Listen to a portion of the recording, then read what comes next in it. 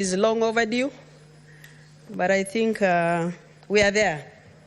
Mr. Speaker, I must take this opportunity to give my condolences to the families that have lost their dear ones. We have lost great leaders. Some people say youths are future leaders. They are not future leaders. From what happened last week, they are leaders of today, Mr. Speaker. I must accept that. Secondly, I wish to wish well those who are in hospitals to have quick recoveries. Mr. Speaker, I remember yesterday when we had a brief meeting, I asked the meeting, what is the end result of this particular debate? And I remember, having been around for a while, we will normally debate day in, day out, but the result is zero, and I hope this one is not going to be zero. Mr. Speaker, what we have seen, it must have taught us a lesson that we need to learn from the happenings in this country, both national and the county level. Mr. Speaker, I wish to congratulate the young boys and girls who have actually volunteered, who have sacrificed their lives, their time to put things right. They are actually great leaders, Mr. Speaker, according to me. Mr. Speaker, I remember there were several challenges on that particular Tuesday where people were running for their lives. I have watched a very serious young girl on a YouTube last evening where she was actually confronting a police officer and telling him, do whatever I want to do, but I'm here for the right of Kenyans, I'm here for my right. She must be a hero, and I hope her name is called Shakila. She's a great leader and she's a hero in this country. Congratulations, Shakila, though I don't know you. And the rest of young boys and girls who have volunteered. Secondly, Mr. Speaker, I must congratulate the president of this country for having listened to these young boys and girls. If he actually didn't return back that particular bill to the National Assembly, we would have been in a different situation in this country today. I think, Mr. Speaker, we need to look at our neighbors. South Sudan, North Sudan, Somalia. Those are the countries with very few tribes. But in Kenya, we have 45 tribes.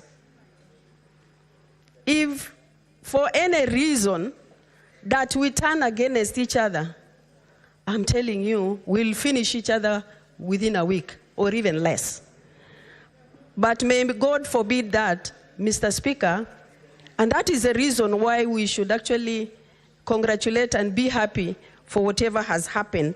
And the head of state actually agreed to listen to us and also to the youths of this country, Mr. Speaker. Mr. Speaker, from the happenings, I believe we must do a lot of consultation whenever we make a decision. Because if we don't consult each other, if we make decisions unilaterally without consulting, then we'll see what happens from what happened on Tuesday and the years to come, Mr. Speaker. Mr. Speaker, those youths were actually on the road as a result of frustration, depression. They are our kids, Mr. Speaker. Most of them, especially in our counties, you will see they are into drugs. Mr. Speaker, in Kenya today, if you look for a job, employment, there are kids with even PhD. There are kids with masters. There are kids with actually the first degrees. Mr. Speaker, unless you pay certain token, you will not get a job in government offices. And I think those ministries need to be overhauled. We need to tell each other the truth, Mr. Speaker. There is no merit in actually one getting a job. That's why those kids were actually frustrated and annoyed with us leaders. Mr. Speaker, you look at the budget of this country. When you look at the budget, it is brought to the House, both National Assembly and the Senate. We pass those budgets. The 85 that is left at the national level, Mr. Speaker, you don't know how it is spent. You don't know how it is implemented, even the projects that are there. You are either politically correct or not, Mr. Speaker. You are either influential or not. You either have a population or not, Mr. Speaker. Everything is actually looking at the future of politics of this country. Where are we heading as a country? Because if I don't support the government of the day, automatically I will not get development. That is the position in this country, and we need to correct that, Mr. Speaker. Mr. Speaker, when the current government leadership or executive came into office, I visited several offices to find out the kind of projects that are going to be implemented in my county.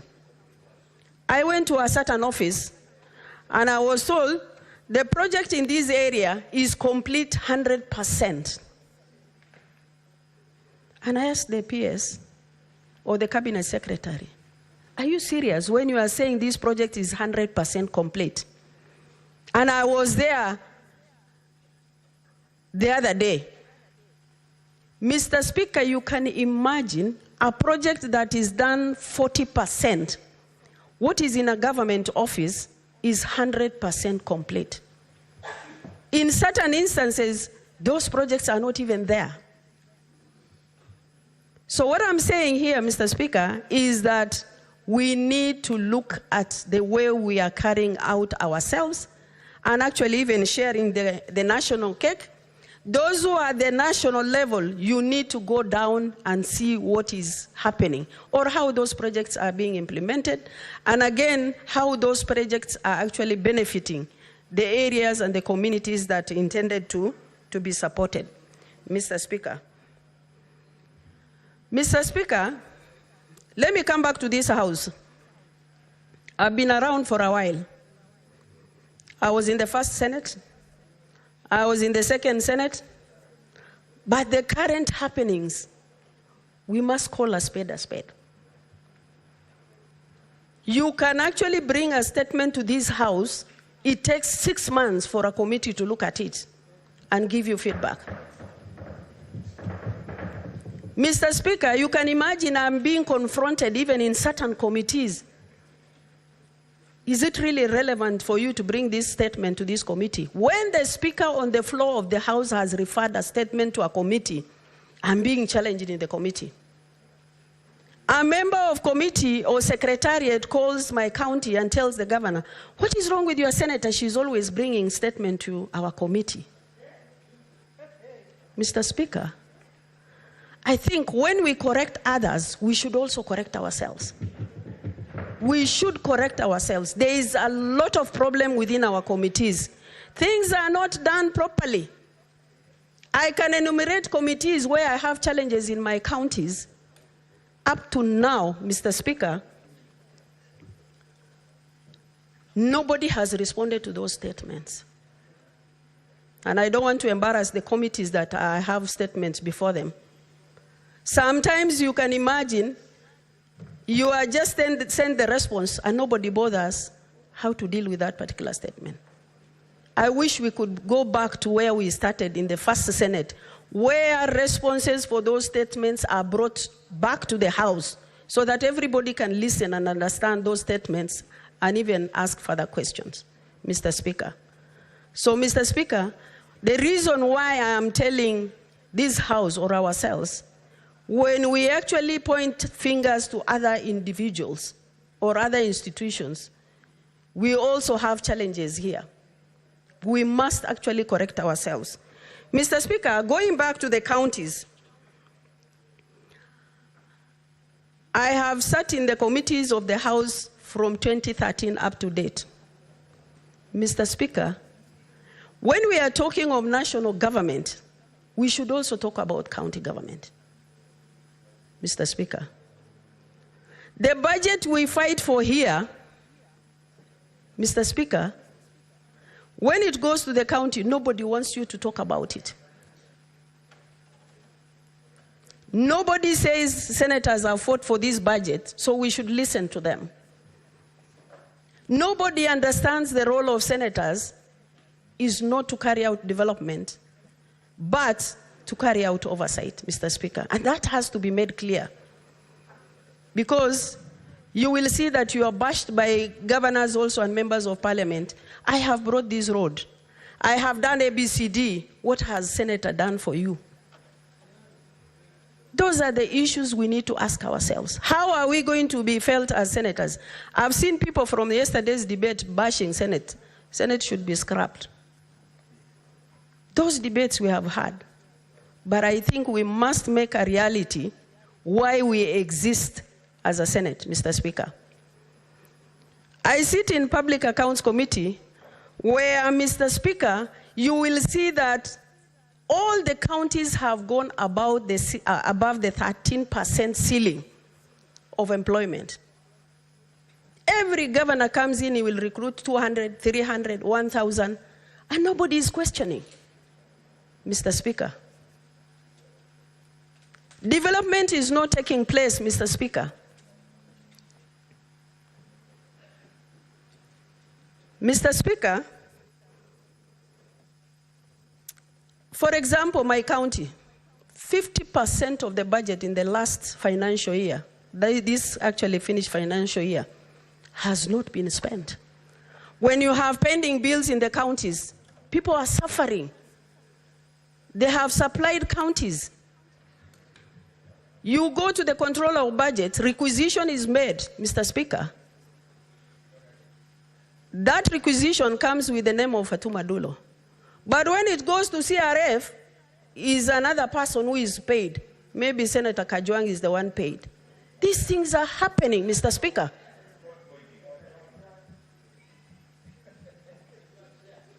Do you want to challenge me? Proceed, Senator. Don't be Mr. Speaker, it's happening in the eyes of COB. It is happening in the eyes of Treasury. Nobody is bothering. Those who have supplied, Mr. Speaker, are suffering. Those who are owed pending bills, they are not paid.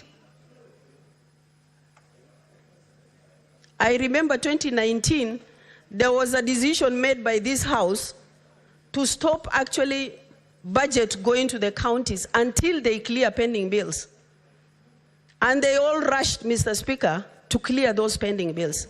And I think that decision has to be made also, maybe next financial year, so that Kenyans can get their money and also service is delivered to Kenyans. Mr. Speaker, if I may look at my county, yesterday I moved a motion to stop budget going to Isilo County. I was not a fool when I actually drafted that motion. We have instances, I remember 2019 or even 2015, I think Senator Khalwale also tried one time. When the governors refused to appear before Public Accounts Committee. Majority Leader, you may consult, but keep it on the down low. Proceed, Senator. Mr. Speaker, we push governments to allocate budget to counties. And when you summon a governor to the committee of the Senate, he will tell you, I am not answerable to anybody. I am not actually obligated to respond to anybody. It's in public domain. We went as a Senate committee to Isilo. The end result is we all were abused in public. All of us. And actually some of the senators who came there, why can't you oversight Homa Bay? I remember Senator Kajwang being told, instead of coming to Isilo. We have a right as senators to go to any county. I thought I have 20 minutes, Mr. Speaker. Mr. Speaker, I brought a statement on the floor of the House regarding a morgue. Up to date, that morgue is not operational. The governor refused to appear before Health Committee.